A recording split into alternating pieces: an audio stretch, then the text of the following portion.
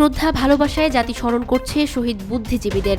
ভোরে মহান মুক্তিযুদ্ধে আত্মদানকারী জাতির শ্রেষ্ঠ সন্তান শহীদ বুদ্ধিজীবীদের প্রতি শ্রদ্ধা জানিয়েছেন রাষ্ট্রপতি মোহাম্মদ শাহাবুদ্দিন ও অন্তর্বর্তী সরকারের প্রধান উপদেষ্টা ডক্টর মোহাম্মদ ইউনূস।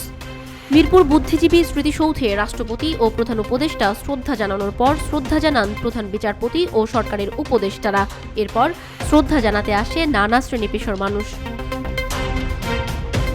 দীর্ঘ ৯ মাসের সশস্ত্র সংগ্রামের পর বিজয় অর্জনের দুদিন আগে ৭১-এর ১৪ ডিসেম্বর ইতিহাসের ঘৃণ্যতম হত্যাযজ্ঞে মেতে উঠেছিল হানাদার বাহিনী ও তাদের এদেশীয় দোসররা। বাঙালি জাতিকে মেধাশূন্য করতে তারা হত্যা করে জাতির শ্রেষ্ঠ সন্তান বুদ্ধিজীবীদের।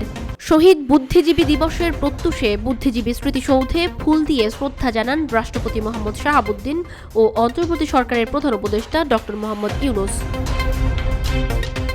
শহীদদের প্রতি শ্রদ্ধা নিবেদনের পর কিছুক্ষণ নীরবে দাঁড়িয়ে থাকেন তারা। এ সময় সশস্ত্র বাহিনীর সদস্যরা রাষ্ট্রীয় সালাম দেন। পরে যুদ্ধাহত মুক্তিযোদ্ধাদের সাথে কুশল বিনিময় করেন প্রধান উপদেষ্টা ডক্টর মোহাম্মদ ইউনূস।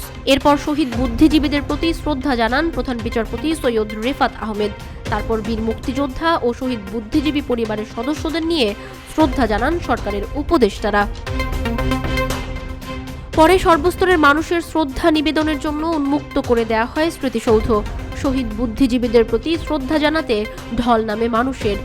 গণ অভ্যুত্থান পরবর্তী নতুন বাংলাদেশে শহীদ বুদ্ধিজীবীদের চেতনা ধারণ করে দেশকে এগিয়ে নেয়ার প্রত্যয় জানান তারা।